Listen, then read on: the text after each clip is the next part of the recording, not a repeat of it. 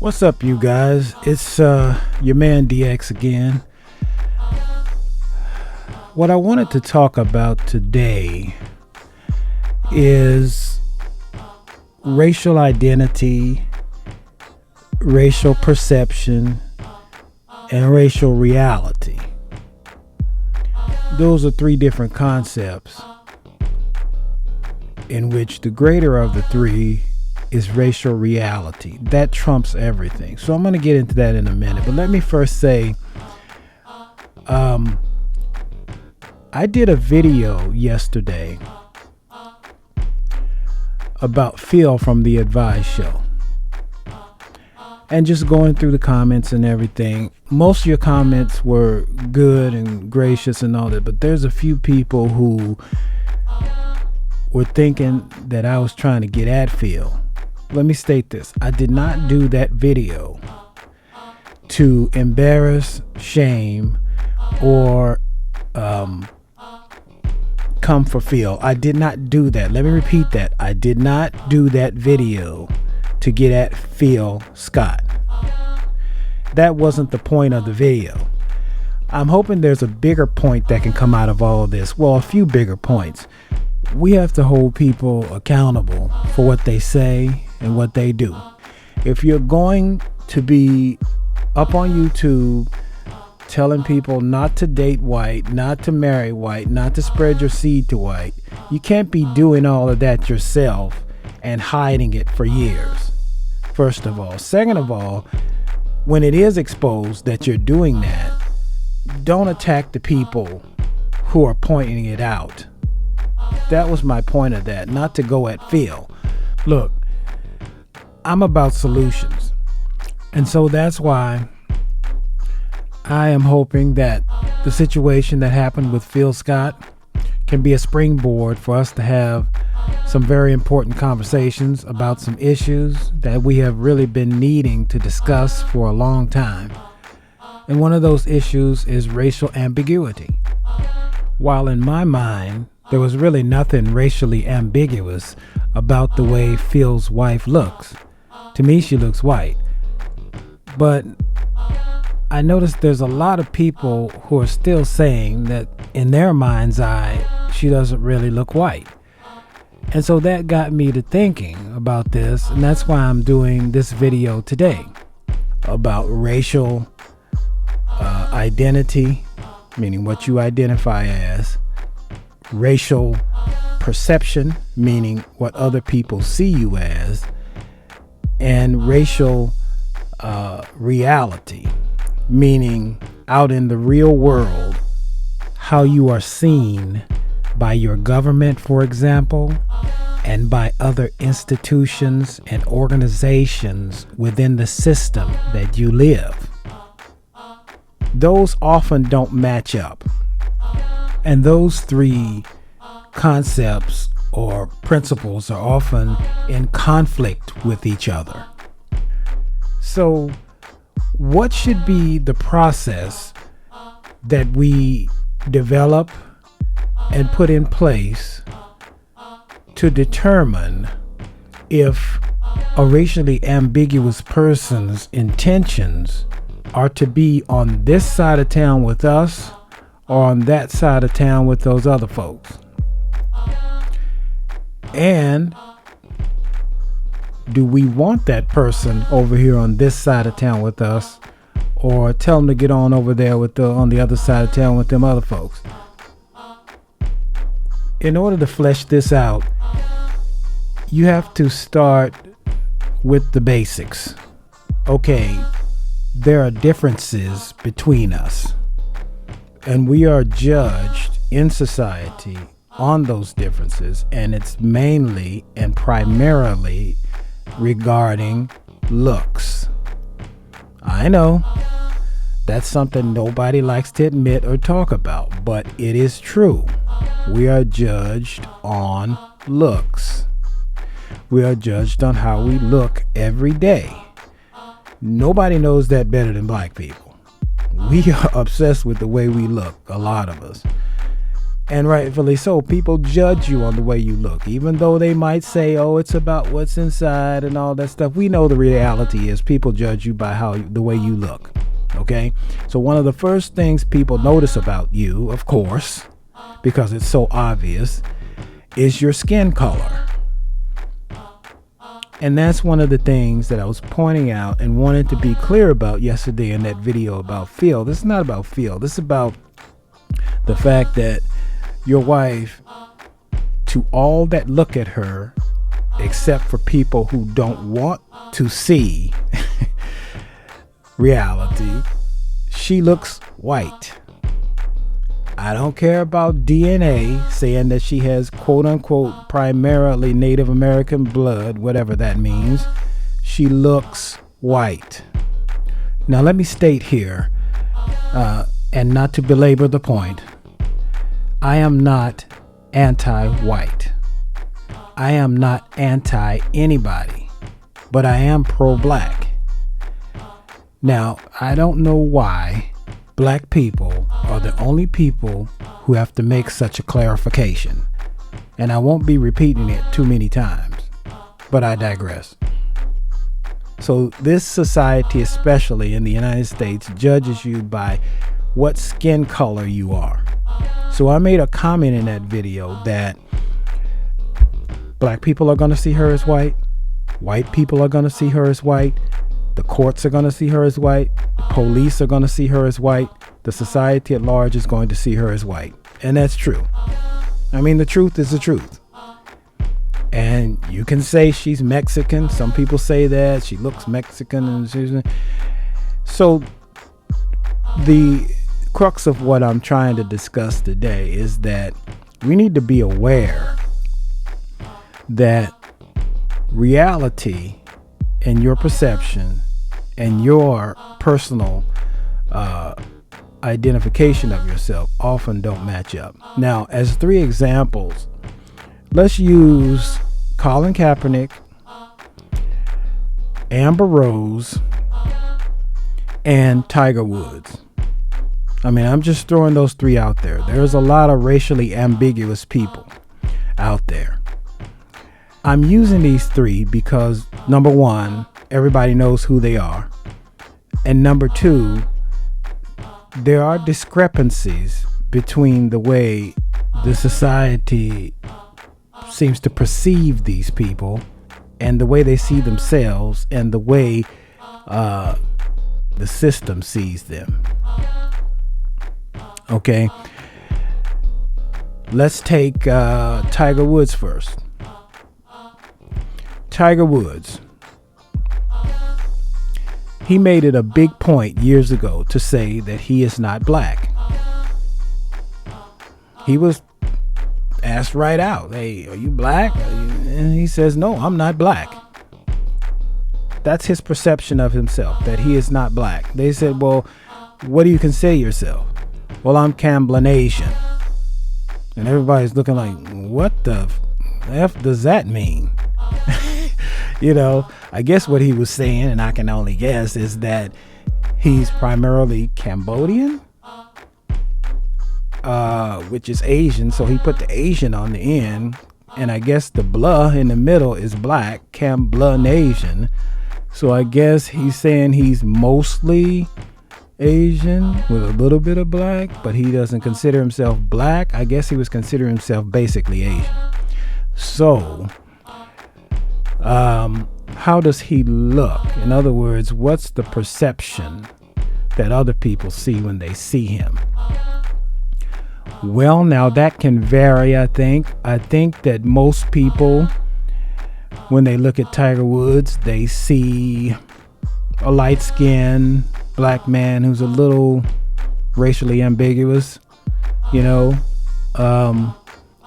I'm thinking that a lot of people might see him just as black, you know. So let's talk about what happened when he got arrested and was booked.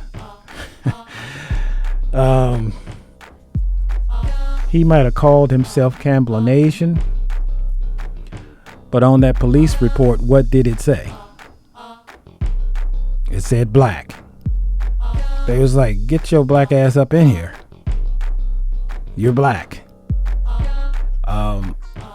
The racial reality on Tiger Woods is that he's living in the United States and he's a black man. Period. So he's going to get treated like a black man. And we can go into what that is, what that treatment is, but I don't think I need to.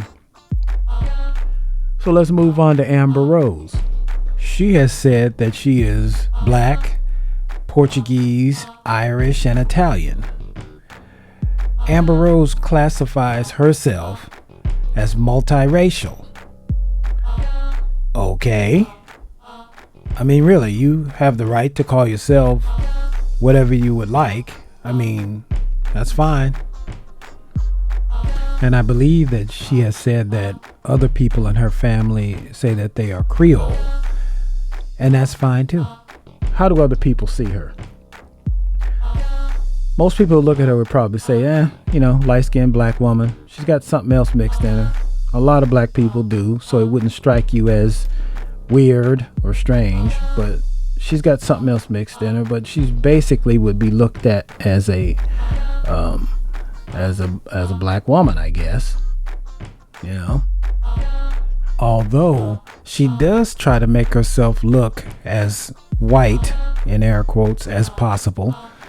The hair as straight as possible and long and flowing, and the skin as light as possible.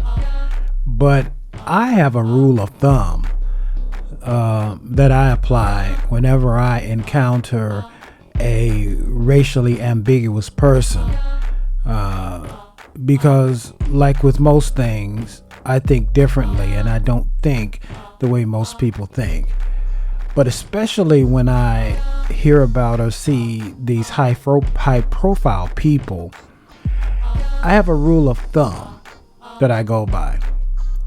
If you're racially ambiguous, to me, it's about what are the words you say, what's your track record, what are your deeds, because people will show you and tell you who they are.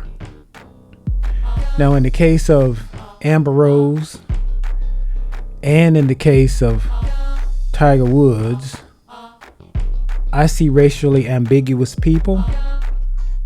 So then I look at their actions and the things that they have said and make a determination. Now, if you're an Instagram thought that's continuously busting the twat wide open on Instagram every chance you get, but then you take time out to specifically shit on a black man, any black man who is being railroaded by the system, and you intentionally make greasy comments about that person publicly, then you are not black or African in any way, shape, or form.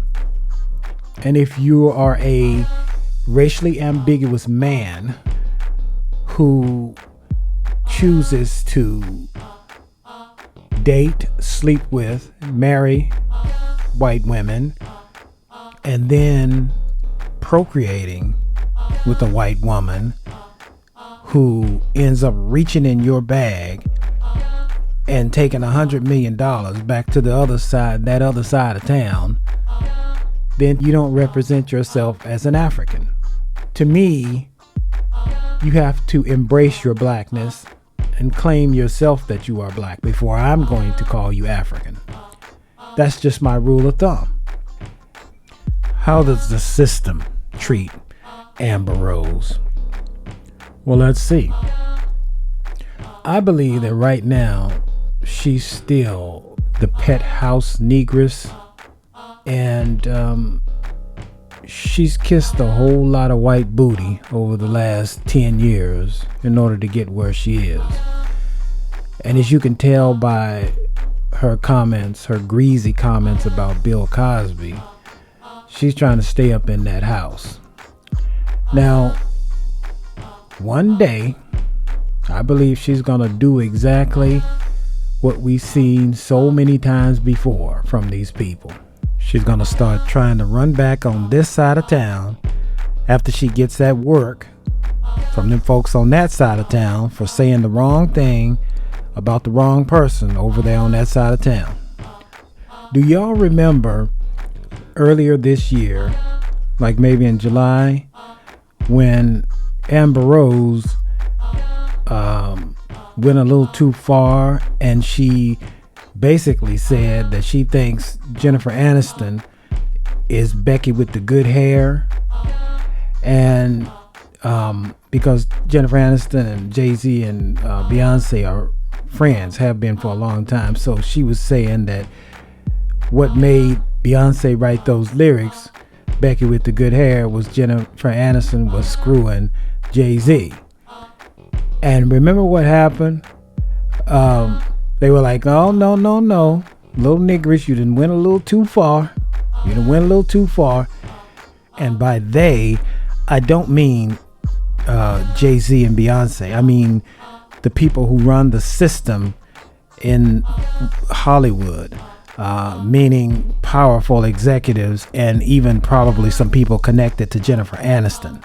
And then immediately, like a few weeks later, she came out and apologized about it and started explaining and saying, oh, I was just basically talking mess on a podcast, and please forgive me for that. I wasn't thinking. So they snapped her little stuff right back in line. And I was like, wait a minute, little nigress. Get back in that little cage over there. But for right now, basically the system still sees her as the little black flunky. Next, let's move on to Colin Kaepernick. How does he see himself?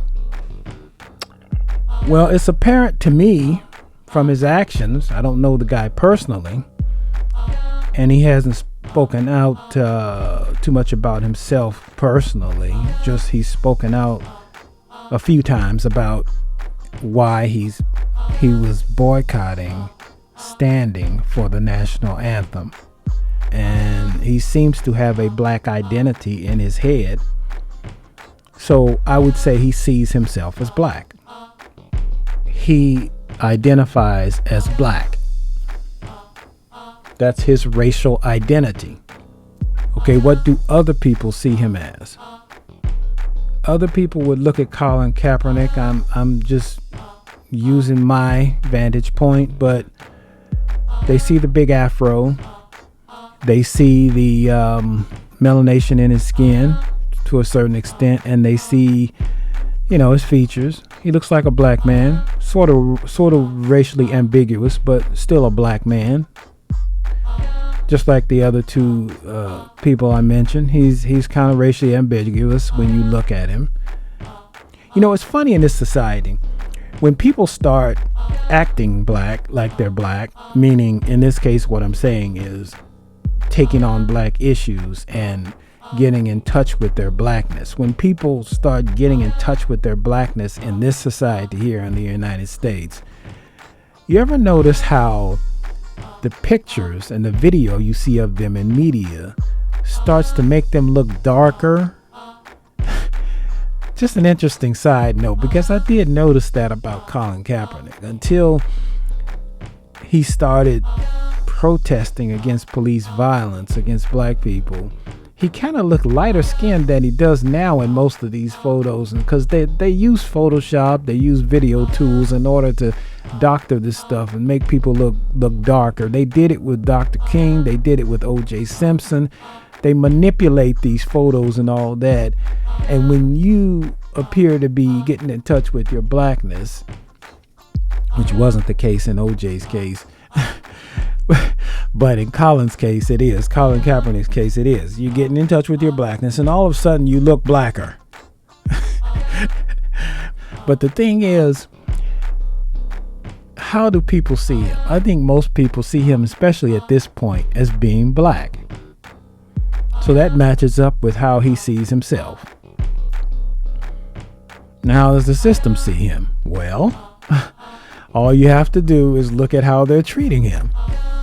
You know, we can say, hey, it's 2018 and everything's fair and people don't get treated a certain way just because of their color, and racism is a thing of the past. You can say that all you want to, but the reality is, and that's what we're talking about, racial reality. The reality is that is bullshit. Okay? So the system sees Colin Kaepernick as black.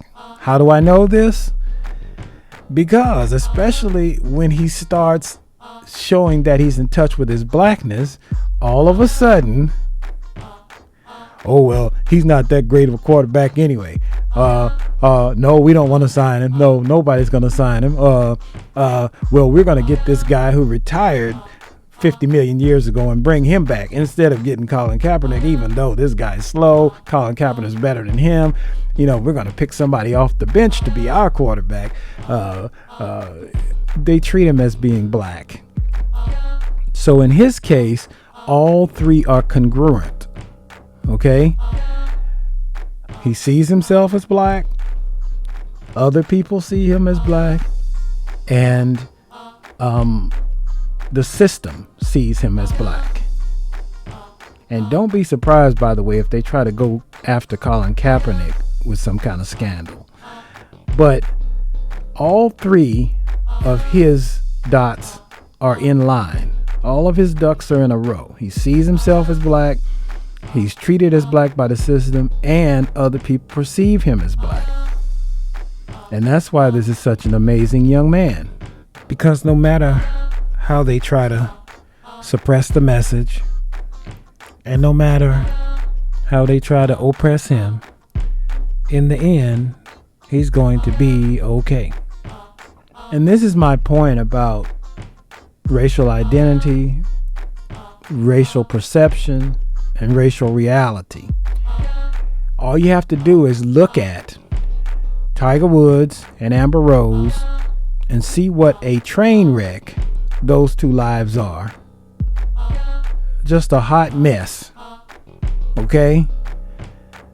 But then you look at Colin Kaepernick, he's going to be all right no matter what happens. He's grounded. His integrity is intact. And those folks over there on the other side of town, they'll never be able to send him back over to this side of town in shame. Because you know what? He never wanted to be over there on that side of town in the first place. The best type of life to live is the life that you live on your own terms. Well, that's it for me. And if you like what you've heard and you think I'm onto something, please take the time to like and subscribe, and go ahead and share this video to as many people as you can. And until next time, this is your man DX, and I am out.